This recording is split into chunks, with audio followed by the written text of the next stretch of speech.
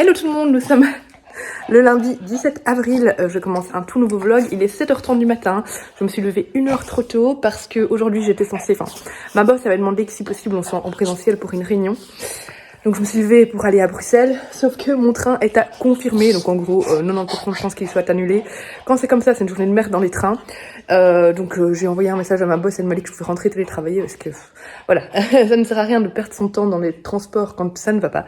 Donc finalement je suis rentrée à la maison, mais du coup je commence qu'à 8h30, donc j'ai 1 heure tranquille pour me poser et lire avant de commencer à travailler. Donc voilà, la semaine commence tellement bien.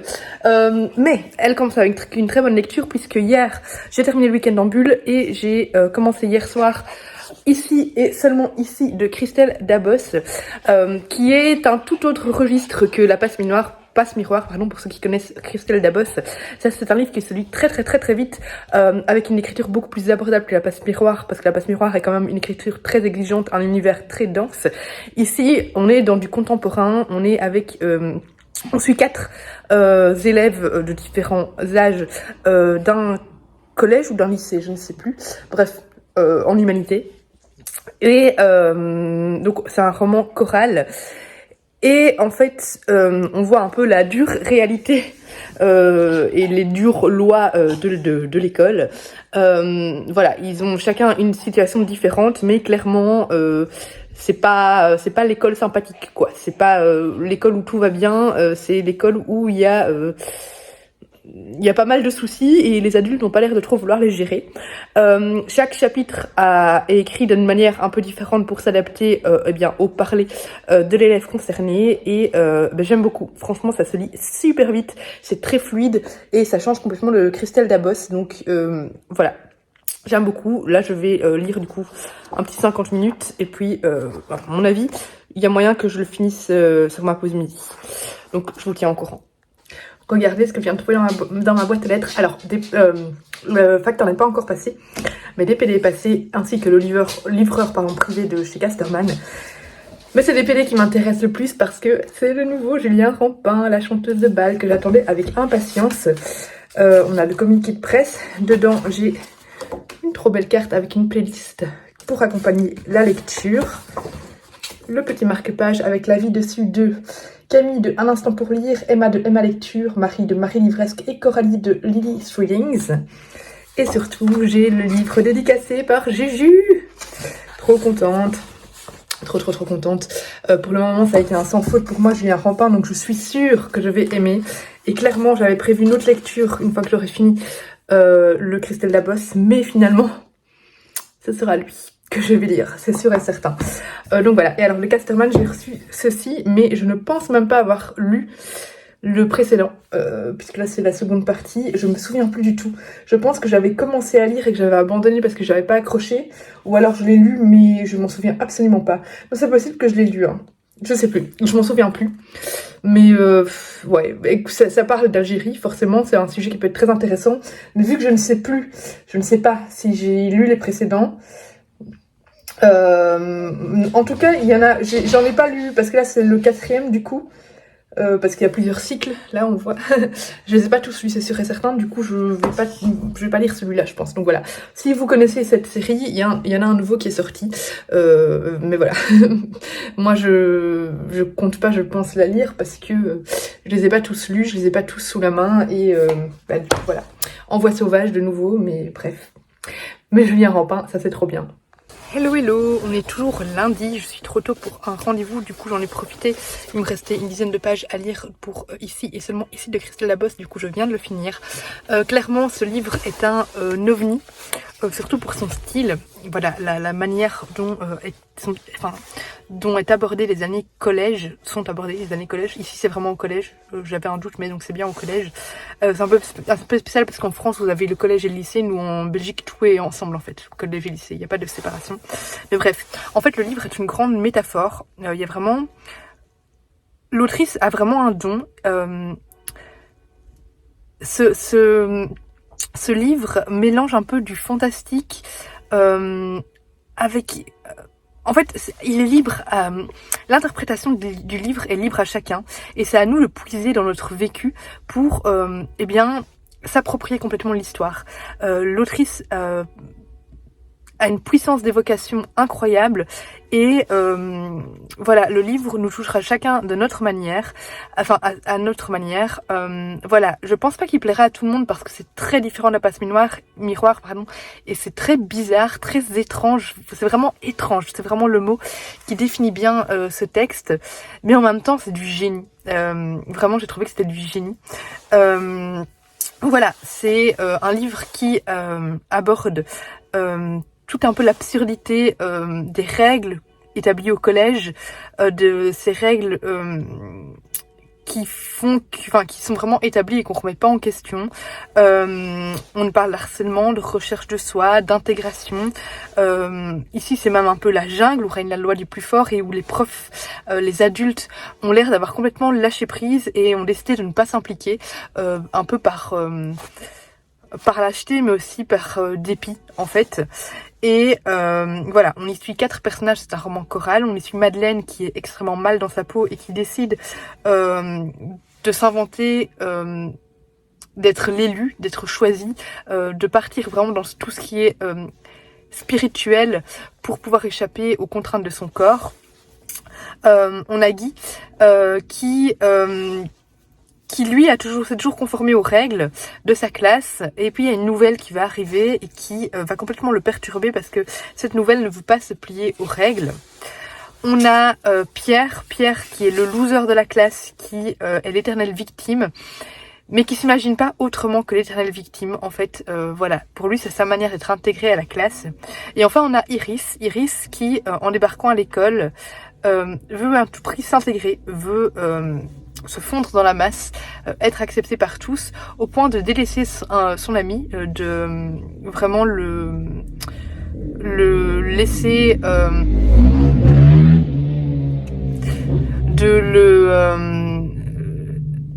enfin vraiment de le laisser tomber, voilà. Et son besoin d'intégration va faire qu'elle va petit à petit devenir tellement intégrée qu'elle va disparaître. Voilà, c'était très intéressant comme roman. Franchement, moi je ne peux que le conseiller. J'ai vraiment beaucoup aimé, donc voilà, je vous le conseille fortement. J'ai aussi commencé La famille Anne, parce qu'il faut que je le lise, sinon il va traîner pendant 5 siècles, parce qu'il est gros, il fait 820 pages. Donc La famille Anne de Min Jin Lee, qui est écrit Pachinko. J'adore. J'avais un petit peu peur parce que j'ai entendu des avis un peu mitigés. Forcément, c'est très différent de Pachinko. Pachinko, c'est un roman historique qui touche par l'histoire de ces personnages, par ces drames ces drames qui sont survenus en Corée, cette invasion japonaise, etc. Voilà, il y a un côté historique qui est vraiment très intéressant. Ici, on suit une famille coréenne, surtout une jeune femme coréenne qui va... en fait, on est en 1993, et c'est une jeune femme coréenne qui vit avec sa famille à New York. Et ben à un moment elle va s'affranchir de sa famille parce qu'elle va être mise à la porte par son père après une dispute, et elle va chercher à se débrouiller toute seule, voilà, pour réussir sa vie tout simplement. Et je la trouve tellement audacieuse, tellement inspirante, tellement courageuse, parce que voilà, elle s'affirme, et c'est pas facile surtout de s'opposer à son père, surtout on le sait quand même dans les familles asiatiques où c'est très la réussite avant tout, avoir un bon métier, et on a une image comme ça des amis asiatiques très très sages, et là voilà, on a vraiment un personnage qui va s'opposer à son père et qui va décider de s'affranchir et de choisir sa voie. Et je trouve ça très bien écrit, très intéressant, j'aime beaucoup, c'est passionnant, donc voilà pour ma lecture en cours, que je lirai en même temps que le Julien Rampin.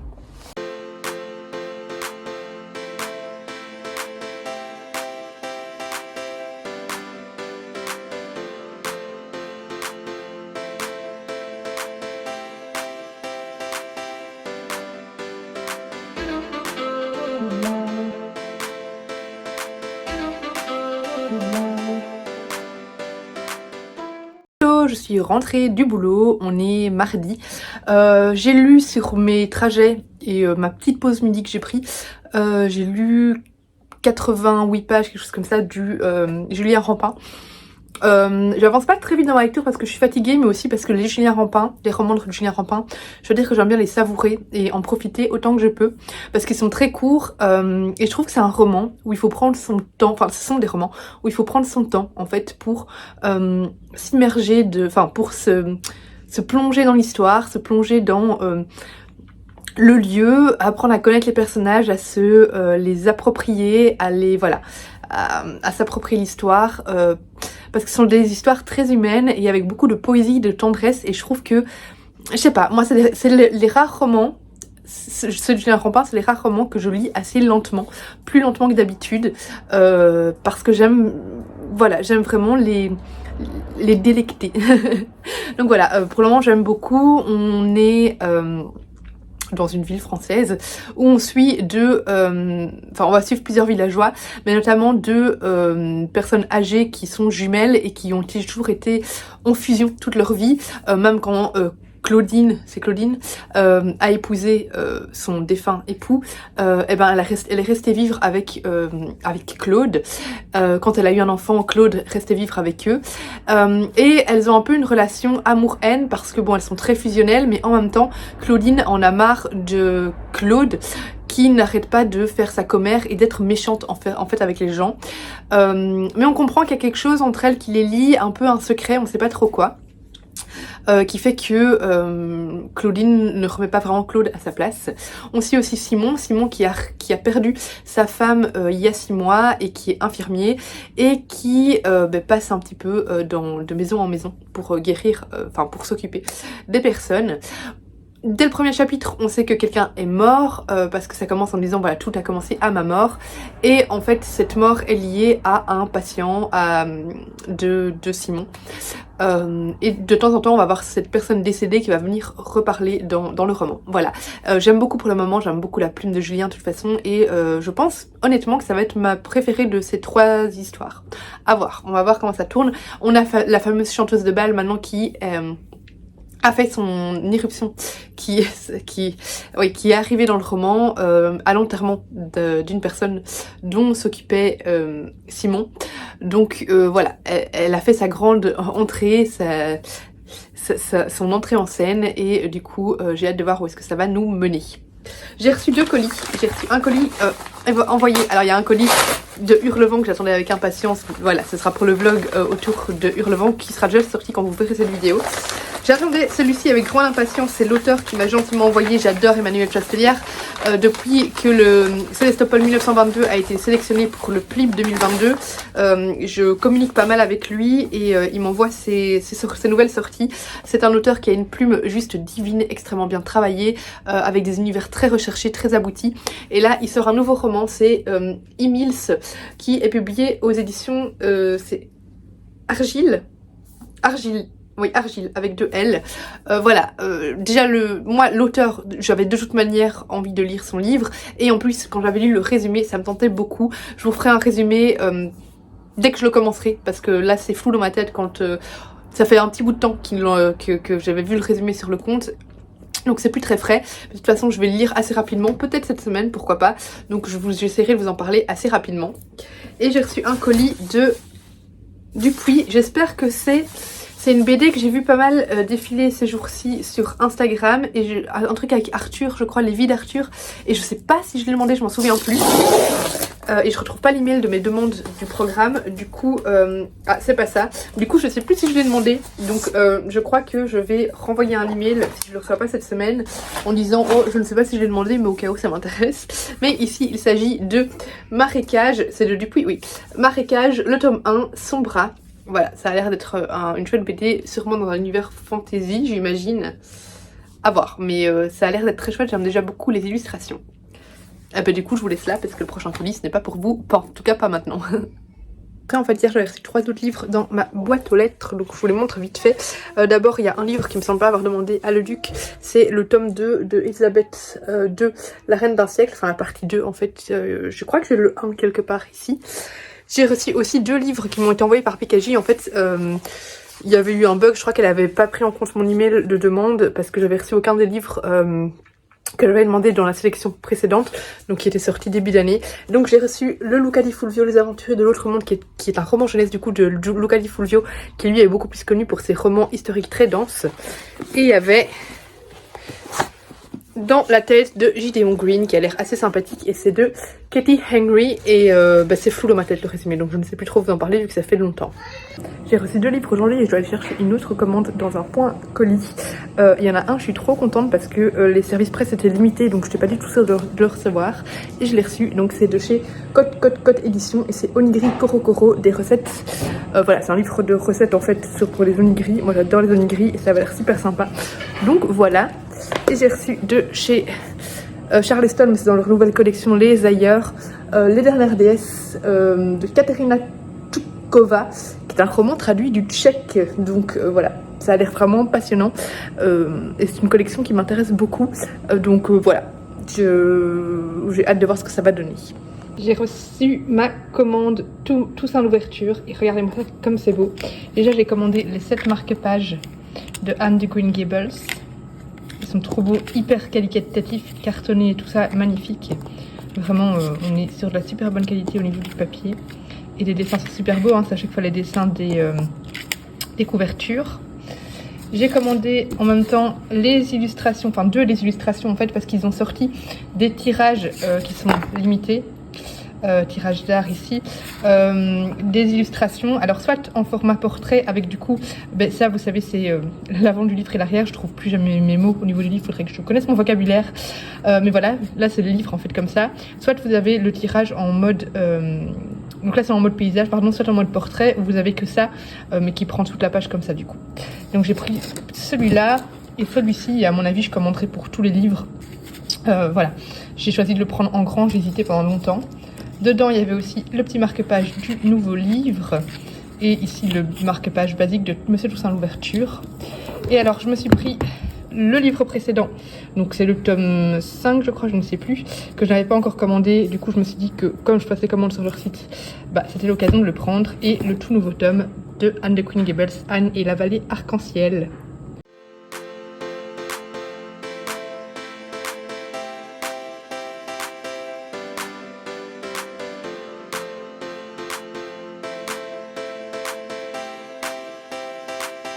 Hello! Petit point lecture sur ma pause midi. On est jeudi. Hier soir, j'ai terminé le Julien Rampin, La chanteuse de bal. Quel beau livre! Mes cheveux ne ressemblent à rien. Attendez. Non, ça... Voilà, bref. C'était une très belle histoire, très humaine. Julien Rampin, il parvient vraiment à nous emmener dans des histoires au final très, je vais pas dire banal parce que c'est pas banal ce qui arrive dedans, mais c'est pas des histoires avec de multiples rebondissements, c'est pas des histoires, en fait c'est des histoires très très terre à terre, très réalistes, très voilà, enfin on se concentre vraiment sur des personnages. Ici on est vraiment dans un village un peu perdu dans le sud de la France, il me semble, près de Toulouse. Et du coup, il parvient à nous fasciner en fait avec finalement très peu de choses. Et ce que j'aime bien aussi, c'est sa manière d'aborder des sujets très actuels et très polémiques, mais de manière tellement douce, de manière tellement bienveillante. Je trouve que il arrive à nous mettre dans la tête de certaines personnes qui souffrent de polémiques et qui souffrent de discrimination, et il arrive vraiment à nous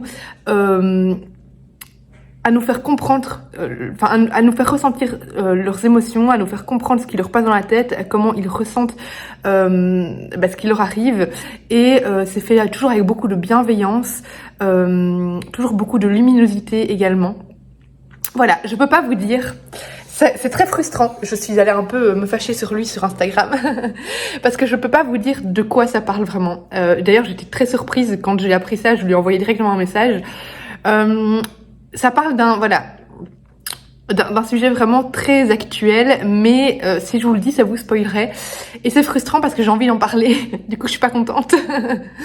Il y a à la fin un secret qui est révélé, je m'en doutais un petit peu. J'avais déjà un doute tout le long du livre, mais quelques pages avant que ce soit révélé, j'avais vraiment deviné. Mais j'ai trouvé ça vraiment génial. Au final, tous les personnages forment un ensemble assez hétéroclite, très intéressant et qui fonctionne en fait.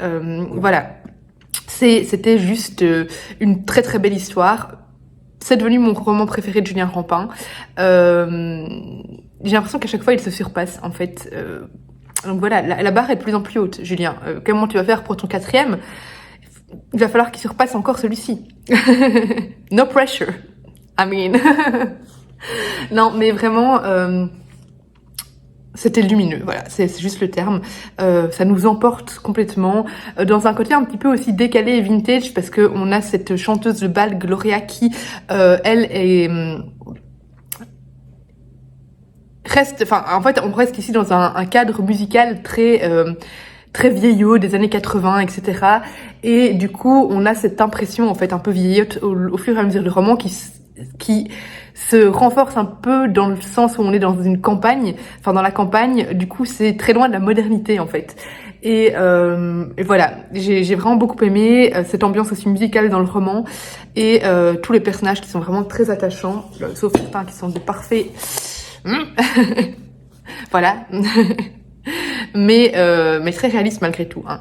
Et ouais, voilà, j'ai vraiment beaucoup aimé et je ne peux que vous conseiller de vous diriger vers ce roman qui est juste une pure merveille. Et du coup, j'ai très bien avancé, je suis à la moitié de la famille Han. De Min Jin Lee, je vous en parlerai quand je l'aurai fini, mais j'aime beaucoup, franchement j'aime beaucoup. C'est très long, parce que c'est très gros comme roman, mais je suis passionnée. Vraiment passionnée, j'ai pas l'impression que c'est long. Et j'ai également commencé Vilaine de Robin Benway, que j'aime beaucoup. Pour le moment, je suis pas très loin, je suis même pas à 100 pages. Mais j'aime beaucoup. Donc en fait, dans Vilaine, ici, on va s'intéresser à... je vous ai donné le résumé de la chanteuse de bal. Dans la chanteuse de bal, vite fait, je ne sais plus si je vous l'ai résumé, on est dans un village près de Toulouse, dans lequel on a une vieille dame qui va décéder et à l'enterrement de cette vieille dame va débarquer Gloria et Gloria va perturber complètement tout le village. Voilà, il y a plein de secrets, etc. qui vont... Enfin plein, pas plein, mais voilà, il y a des secrets, de gros secrets qui vont être révélés au fur et à mesure du roman et voilà, tout simplement. Et ici, du coup, on suit Javotte et Anastasie. Enfin voilà, ici, c'est vraiment un roman qui donne un côté un peu plus humain aux vilains, aux méchants des Disney, puisque dans les Disney, ils sont quand même très stéréotypés. Et moi, j'adore quand on va vraiment creuser, savoir qu'est-ce qui leur est arrivé, pourquoi ils sont comme ils sont. Voilà, parce que tout n'est pas blanc ni noir. Et en général, on n'est pas méchant sans raison. Et je trouve que ce sont des personnages passionnants, j'aime beaucoup, donc voilà, j'ai hâte de le reprendre. D'ailleurs, je vais le reprendre maintenant avant de recommencer à travailler. Et je vous ai pas montré, j'ai reçu ça de DPD, donc c'est envoyé par le Duc un peu trop tôt de la Grande Lison, donc c'est un graphique qui pense, je pense, d'être prêt ou pas, d'être maman. Voilà, culpabilité de la maman, angoisse du papa, incompréhension du petit frère, une BD autobiographique poignante sur le raz-de-marée émotionnel lié à une naissance prématurée. Oui, qu'est-ce que j'ai dit? C'est sur les enfants prématurés, pardon. J'ai dit pas être près d'être maman, c'est pas du tout ça. C'est sur donc les enfants prématurés et toutes les angoisses que ça génère. Et dedans, j'avais reçu des petits goodies, des petits autocollants. Ne me demandez pas le sens de celui-là. Et une illustration qui je trouve trop jolie. Enzo, il est arrivé un mois plus tôt, mais heureusement, il n'est pas passé par tout le truc préma et tout ça, mais voilà. Hello, on est vendredi 9h30. Ce matin, j'ai terminé Vilaine de Robin Benway, que j'ai vraiment beaucoup aimé. Aujourd'hui, c'est congé parce que Enzo est en journée pédagogique. Enzo, non, c'est bon. C'est pour ça. Oui.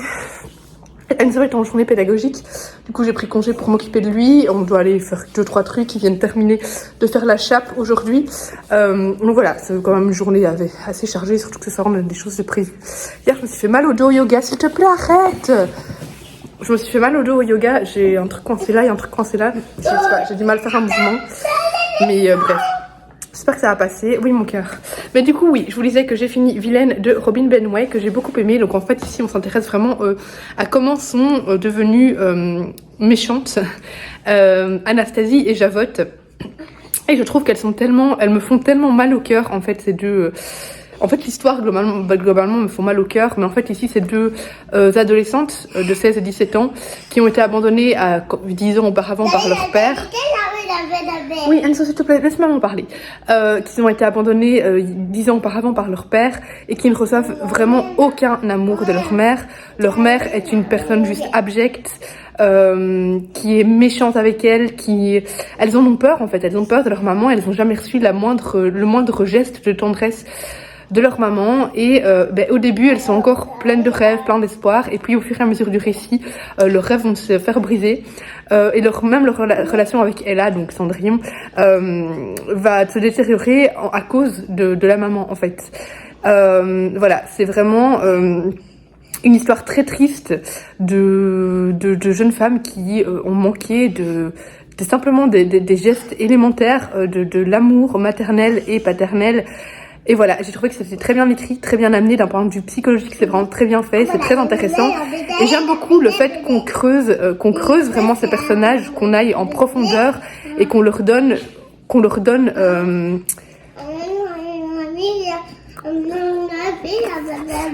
qu'on approfondisse leur caractère en fait. Et je trouve ça vraiment très bien. J'ai beaucoup aimé, très bien écrit, très belle plume, très chouette histoire.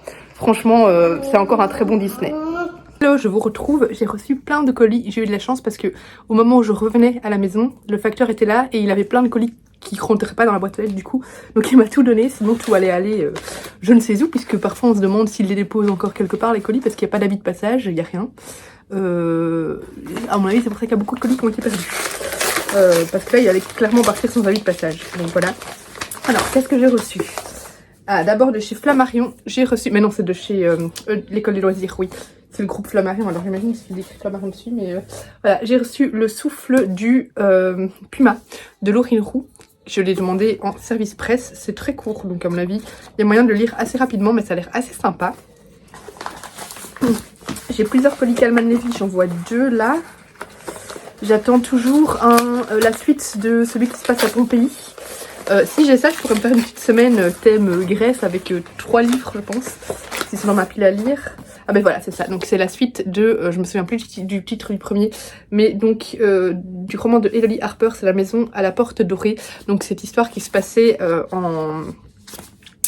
à Pompéi, je ne sais plus en quelle année, mais avant l'éruption évidemment, sans blague, et on suivait des esclaves sexuels. J'avais beaucoup aimé, donc là voilà, j'ai vraiment hâte de découvrir la suite. Beaucoup de chance que je lise la semaine prochaine du coup, avec 2 autres livres thème un peu gréco-romain que j'ai dans ma pile à lire de service presse.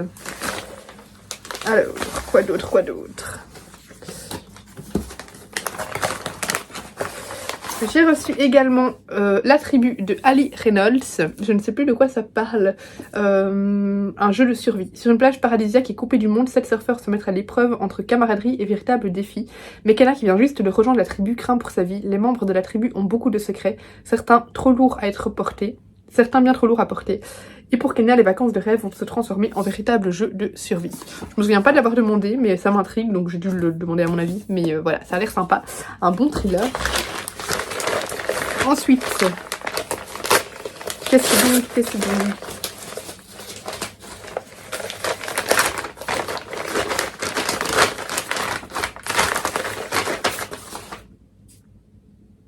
Oui, juste, aux éditions Nathan, j'ai demandé Cook, Eat, Love, des aliments sains, des recettes irrésistibles. Voilà, c'est chez Nathan, il sortait un livre de recettes qui m'a, ma foi, m'avait l'air très bon. Ça me donnait bien envie.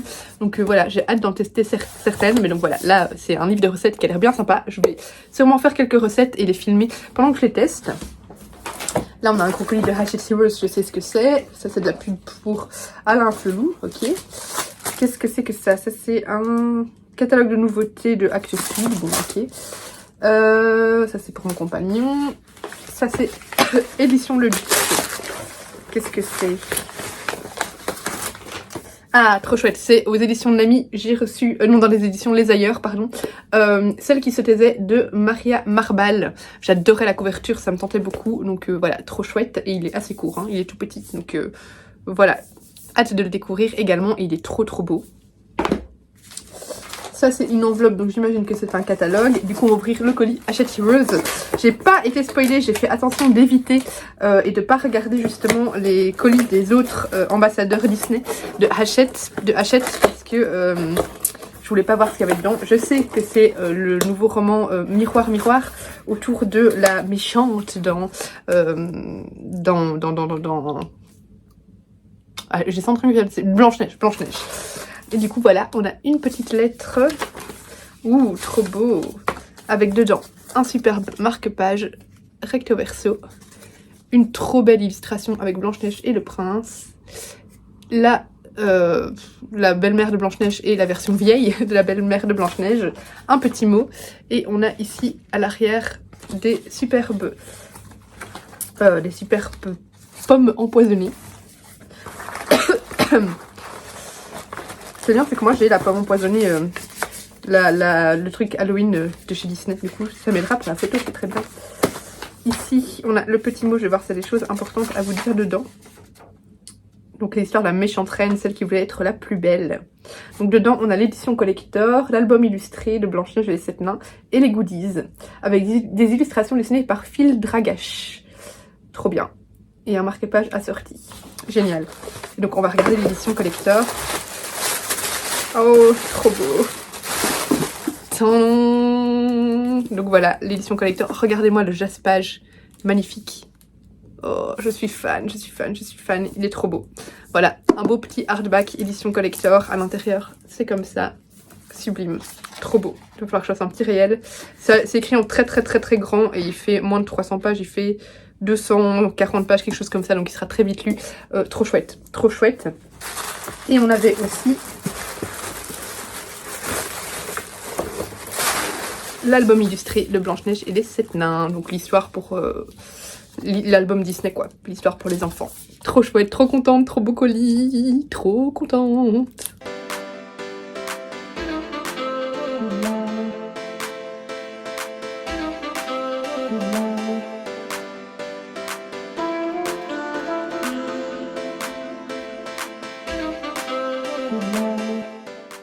On est à présent samedi, j'ai terminé, je vous en ai pas du tout encore parlé, l'appartement du dessous de Florence Herlemann que j'avais bien commencé hier en attendant qu'il s'occupe de ma voiture et bah voilà, il me restait 30 pages ce soir à lire, ça se lit très vite, il est sélectionné dans le prix des lectrices, enfin le prix Charleston 2022, donc il me restait encore celui-là et j'en ai encore un autre à lire. Les autres je les avais tous lu l'année passée.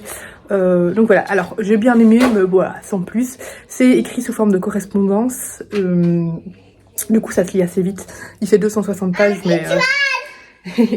mais voilà, ça se lit vraiment très vite. En fait on a ici une personne qui va emménager dans l'appartement de son arrière-grand-mère. Et elle a une vieille femme, une de ses voisines qui va commencer à lui écrire des lettres. Elles sont complètement en décalage puisque la voisine elle a 104 ans, elle a 29 ans. Oui Enzo s'il te plaît. Elle a 29 ans et au début Sarah, donc c'est celle qui a 29 ans, elle est là, mon dieu qu'est-ce que... Enfin, ça la saoule en fait cette correspondance, elle lui demande un peu limite d'arrêter, qu'est-ce qu'elle lui veut, voilà, parce qu'elle a pas le temps, elle travaille beaucoup, elle a pas le temps d'écrire des lettres, elle n'aime pas, c'est pas moderne en plus, voilà. Puis petit à petit, elle va se prendre au jeu et on va petit à petit voir cette amitié par correspondance, puisque... Enzo s'il te plaît. Cette amitié par correspondance qui va naître en fait entre ces personnes âgées, voilà, complètement un grand décalage évidemment de génération. Et ça va devenir assez tendre, assez joli. Et on a la personne âgée qui s'appelle Hectorine, bon c'est pas son vrai nom complet mais enfin Hectorine, qui va parler de son passé. Parce que c'est une... elle a été en camp, etc. Elle est née en 1914, je crois, même 1913, je sais plus. Mais elle est allée en camp de concentration, etc. Mais en fait, j'ai pas trouvé... En fait, normalement, tout ce qui touche au camp de concentration, à la guerre 40-45, ça me passionne. Ici, je me suis pas du tout intéressée. Je trouvais que déjà ça n'apportait rien de plus parce que c'était pas vraiment en profondeur. On connaît déjà tous, j'ai déjà lu énormément d'histoires sur cette époque et du coup j'avoue que là ça m'a pas touchée, ça m'a pas vraiment intéressée et voir ces moments-là m'embêtait beaucoup et parfois je me survolais parce que je trouvais ça ennuyant et long. Donc voilà, personnellement les passages comme ça de l'histoire de Hectorine ne m'ont pas du tout intéressée et globalement je me suis pas vraiment non plus attachée au personnage. C'était tendre, c'était attendrissant, c'était mignon, c'était chouette de lire ça sous un format de lettres assez original, mais pour moi c'est pas une lecture qui va me marquer. C'était bien écrit, moi ce que j'ai beaucoup aimé c'est voir l'évolution des lettres entre les personnages, etc. Voir cette relation se nouer petit à petit, mais voilà, j'ai pas plus été attachée que ça, pas plus été emballée que ça par ma lecture. J'ai mis un 16 sur 20, donc c'est bien, mais c'est clairement pas un livre qui restera dans les annales. Voilà, c'était sympa, mais c'était pas incroyable. Et j'ai presque fini la famille Anne, donc je vous en parle très bientôt. Il reste moins de 200 pages sur les 800 et quelques.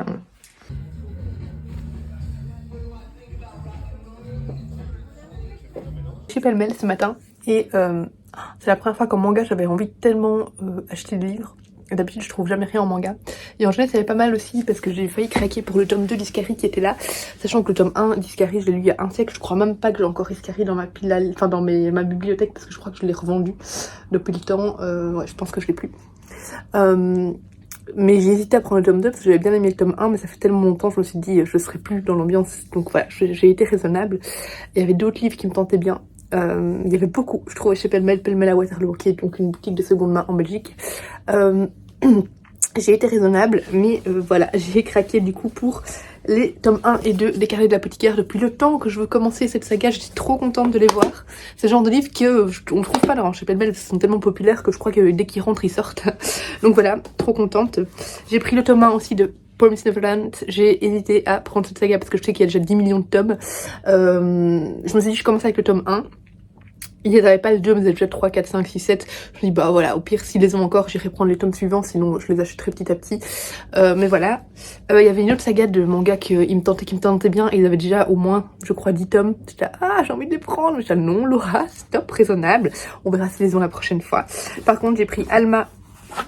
Le vent qui se lève de Timothée de Fontbelle parce qu'il était à 5,50€. Ça me fait rire parce qu'il l'avait en deux fois, une fois à 6€, une fois à 5€. Bah là c'est à 5€, pardon. Bah du coup j'ai pris celui à 5€. Il était tous les deux dans le même état. Et ça fait très longtemps que je veux découvrir Alma. Il y a déjà le tome 2 qui est sorti aussi. Donc voilà, trop contente de l'avoir trouvé.